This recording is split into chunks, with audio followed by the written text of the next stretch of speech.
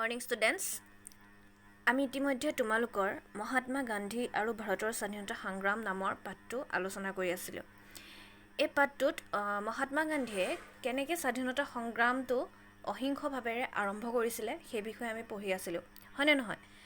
কি পঢ়িলোঁ? তেওঁ ভাৰতবৰ্ষলৈ অহাৰ পাছত তেওঁ কি মুভমেণ্টত কি অহিংস আন্দোলনত যোগদান কৰিলে, কেনেকৈ স্বাধীনতা সংগ্ৰামটো আমাৰ ভাৰতবৰ্ষৰ আৰম্ভ কৰিলে। ফাৰ্ষ্ট আমি পঢ়িলোঁ কেইবাটাও ইনচিডেণ্ট হৈছিলে সেইটো টাইমত, যে ৰাওলাট আইনৰ বিষয়ে পঢ়িলোঁ, সত্যাগ্ৰহ বা অহিংস আন্দোলন পঢ়িলোঁ, জালিয়ানাবাগৰ হত্যাকাণ্ড পঢ়িলোঁ আমি, আৰু কি পঢ়িলোঁ? খিলাফত আন্দোলন পঢ়িলোঁ, অসহযোগ আন্দোলন কেনেকৈ ষ্টাৰ্ট হৈছিলে সেইটো পঢ়িলোঁ। দেন আমি পঢ়িলোঁ অসহযোগ আন্দোলন কেনেকৈ শেষ হৈছিলে সেইটোৰ বিষয়ে পঢ়িলোঁ, চাইমন কমিশ্যন পঢ়িলোঁ, হয়নে নহয়? তাৰপাছতে লাহোৰ ছিজনত কেনেকৈ জৱাহৰলাল নেহৰুৱে পূৰ্ণ স্বৰাজ দাবী কৰিছিলে সেইখিনিলৈকে পঢ়িলোঁ, হয়নে নহয়? আজি আমি আৰু এটা ইম্পৰ্টেণ্ট ইনচিডেণ্ট পঢ়িম, সেইটো হৈছে আইন অমান্য আন্দোলন। ঠিক আছে, কেতিয়া হৈছিলে? 1930 চনত ষ্টাৰ্ট হৈছিলে, কেতিয়ালৈকে? 34লৈকে, 1930ৰ পৰা 1934 চনলৈকে হৈছিলে, যাক ইংৰাজীত কি বুলি কোৱা হয়? Civil disobedience movement. ঠিক আছে, এই নামটো পাই তোমালোকে হয়তো আইডিয়া এটা কৰিব পাৰিছা যে আইন অমান্য আন্দোলন মানে আইন অমান্য কৰা আন্দোলন।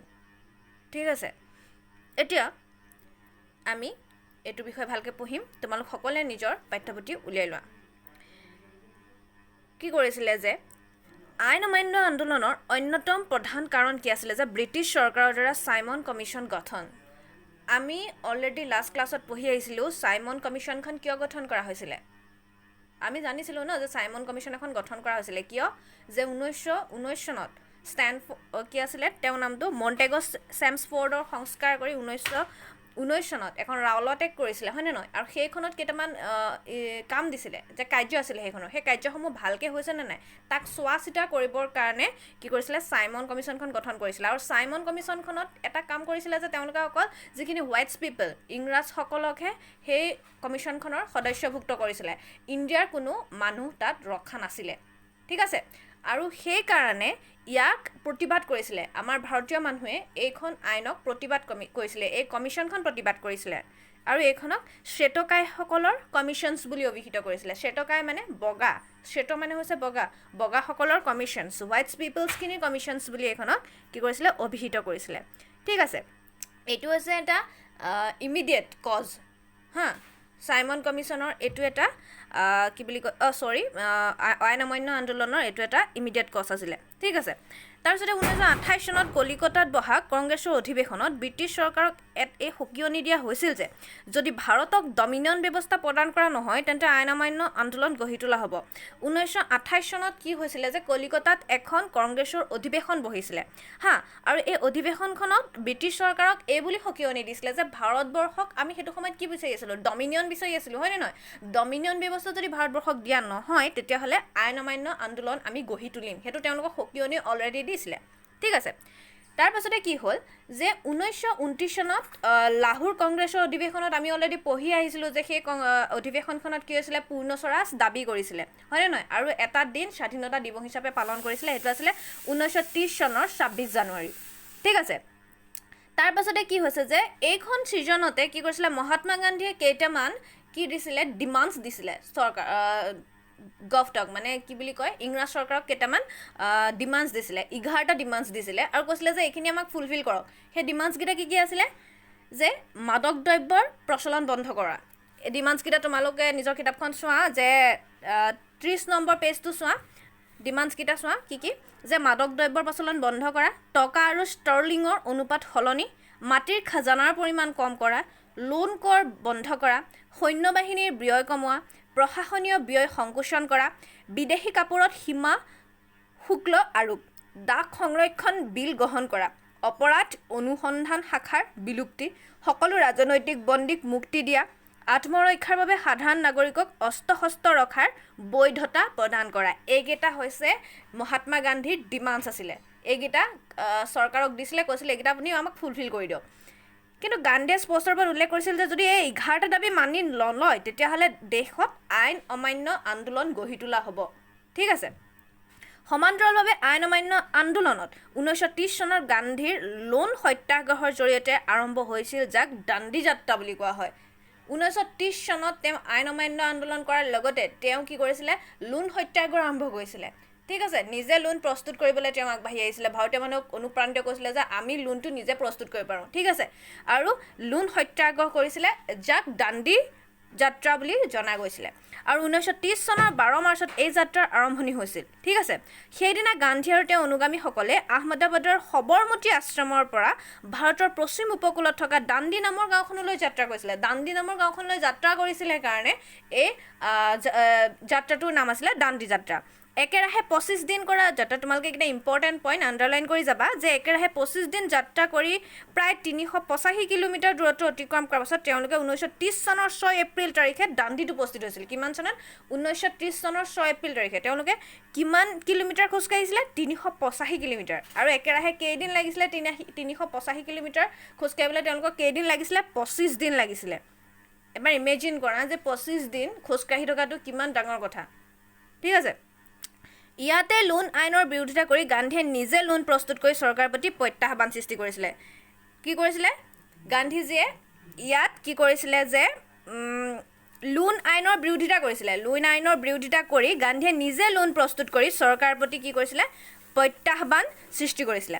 ক্ৰমে আন্দোলন সৰ্বত্ৰ বিয়পি পৰিছিল আৰু দেশৰ অন্যান্য প্ৰান্ততো এই লোণ আইনৰ প্ৰত্যাহ্বান জনোৱা হৈছিল। প্ৰতিটো প্ৰান্ততে দেশৰ এই লোণৰ কি কৰিছিলে যে আমাৰ অসমৰ পৰা গৈছিলে দুজনমান নেতা, গতিকে কি কৈছে যে প্ৰতিটো প্ৰান্ততে এই আইনৰ কি প্ৰভাৱ পৰিছিলে। ঠিক আছে, উত্তৰ পশ্চিম সীমান্ত প্ৰদেশত এজন আছিলে নেতা, সেইজন আছিলে কোন? খান আব্দুল গফুৰ খান। তেওঁক সীমান্ত গান্ধী নামেৰেও জনা গৈছিল। তেওঁৰ নেতৃত্বত ৰেড চাৰ্চ হিচাপে জনপ্ৰিয় খুদাই খিদমত গৰ্জ ঈশ্বৰ সেৱক যাক কোৱা হয়, সকলে আন্দোলনটো কি কৰিছিলে? চলাই নিছিলে।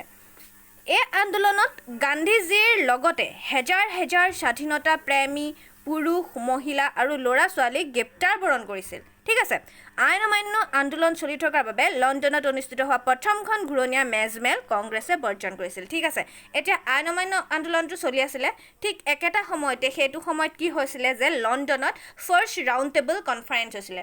ঠিক আছিলে, প্ৰথম ঘূৰণীয়া মেজমেল হৈছিলে।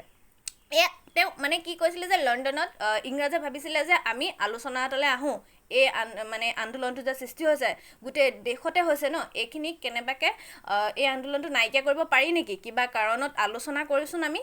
কিন্তু সেইটো সময়ত কি কৰিছিলে? কংগ্ৰেছে এই ৰাউণ্ড টেবল কনফাৰেঞ্চটো বৰ্জন কৰিছিলে। তেওঁলোকে ঘূৰণীয়া মেজমেলত উপস্থিত থকা নাছিলে, আৰু উপস্থিত থকা নাছিলে কাৰণে ইয়াৰ কোনো ইম্পৰ্টেঞ্চ নাছিলে, তেওঁলোক নাছিলে কাৰণে আলোচনা একো ধৰণৰ আলোচনা হ'ব পৰা নাছিলে। আৰু সেইটোৰ বাবে তাৰ পাছতে কি হৈছিলে যে ফাৰ্ষ্ট ৰাউণ্ড টেবলটো তেনেকৈয়ে গুচি গৈছিলে। তাৰ পাছতে কি হৈছিলে যে ভাবিলে যে সেইটো সময়ত ভাৰতৰ ভাইচৰয় আছিলে কোন? লৰ্ড আৰউইন আছিলে। আৰু লৰ্ড আৰউইনে তেতিয়া গান্ধীক কি কৰে? আলোচনালৈ মাতে যে আমি আগধৰি আলোচনা কৰি লওঁ। ঠিক আছে, তেতিয়া 1931 চনৰ 5 মাৰ্চ তাৰিখে ভাৰত ভাইচৰয় লৰ্ড আৰউইন আৰু মহাত্মা গান্ধীৰ মাজত এখন বুজাবুজিৰ চুক্তি সম্পন্ন হয়। তেওঁলোকে মহাত্মা গান্ধী আৰু আৰউইনে যেতিয়া কংগ্ৰেছ নাহিলে ফাৰ্ষ্ট ৰাউণ্ড টেবুলখনলৈ, তেতিয়া আৰউইনে নিজে আহি মহাত্মা গান্ধীক আলোচনালৈ মাতিলে। ঠিক আছিলে, মাতি পেলাই 1931 চনৰ 5 মাৰ্চ তাৰিখে তেওঁলোকে সেই আলোচনাটো কৰি পেলাই এখন চুক্তি কৰে। আৰু সেই চুক্তিখনৰ চৰ্ত কি আছিলে যে সেই চুক্তিৰ চৰ্ত অনুসৰি চৰকাৰে হিংসাত্মক ঘটনাৰ বাবে দোষী সাব্যস্ত নোহোৱা সকলো বন্দীক মুকলি কৰি দিয়াৰ সিদ্ধান্ত লোৱাৰ লগতে অসংগৃহীত জৰিমনা মাফ কৰা আৰু তৃতীয় পক্ষৰ ওচৰত বিক্ৰী নকৰা সত্যাগ্ৰহীৰ পৰা অধিগ্ৰহণ কৰা মাটিবোৰ ঘূৰাই দিয়াৰ সিদ্ধান্ত গ্ৰহণ কৰে।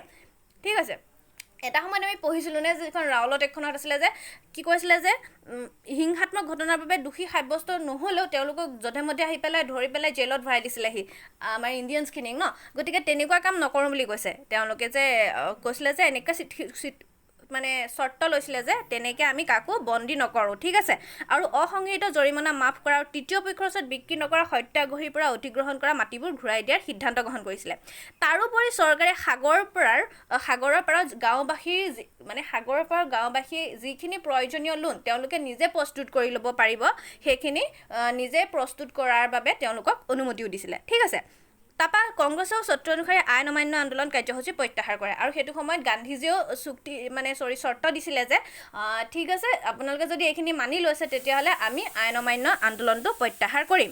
ঠিক আছে, কংগ্ৰেছৰ পৰৱৰ্তী ঘূৰণীয়া মেজমেলত অংশগ্ৰহণ কৰাৰ ইংগিতো প্ৰদান কৰে আৰু কৈছিলে যদি আপোনালোকে যদি বিচাৰে ছেকেণ্ড ৰাউণ্ড টেবল কনফাৰেঞ্চত আমি তেতিয়াহ'লে কি কৰিম যোগদান কৰিম অংশগ্ৰহণ কৰিম ঠিক আছে তাৰ পাছতে আহিছিলে ছেকেণ্ড ৰাউণ্ড টেবল কেতিয়া হৈছিলে 1931 চনত হৈছিলে ছেকেণ্ড ৰাউণ্ড টেবল 1931 চনৰ দ্বিতীয় ঘূৰণীয়া মেজমেল লণ্ডনত অনুষ্ঠিত হয় আৰু মহাত্মা গান্ধীয়ে কংগ্ৰেছৰ পৰা প্ৰতিনিধিত্ব কৰিছিলে গোটেই ভাৰতৰ হৈ আৰু সংযুক্ত অথবা পৃথক নিৰ্বাচনী মণ্ডলী তৈয়াৰ কৰা অথবা বিভিন্ন সম্প্ৰদায়ৰ নামত আসন সংৰক্ষণৰ সিদ্ধান্ত লোৱাৰ ক্ষেত্ৰত মেজমেলখন সফল নহ'ল আৰু গান্ধীজীয়ে হতাশ মনেৰে ভাৰতলৈ ঘূৰি আহিছিল আৰু এই ঘূৰণীয়া মেজমেলখনত কিছুমান কি হৈছিলে মানে কি কোৱা হৈছিলে যে কিছুমান সিদ্ধান্ত লোৱা হৈছিলে সেই সিদ্ধান্তবোৰ এনেকুৱা ধৰণৰ আছিলে যে মুছলিমছখিনি বা পিছপৰা জাতিখিনি আৰু খ্ৰীষ্টিয়ানছখিনিৰ কাৰণে ছেপাৰেটকৈ ইলেকশ্যন পতাৰ ব্যৱস্থা কৰিছিলে ঠিক আছে আৰু এইটোত গান্ধীজীয়ে মানি ল'ব বিচৰা নাছিলে কাৰণ আমাৰ ইণ্ডিয়ানছখিনি আমি হিন্দু মুছলিম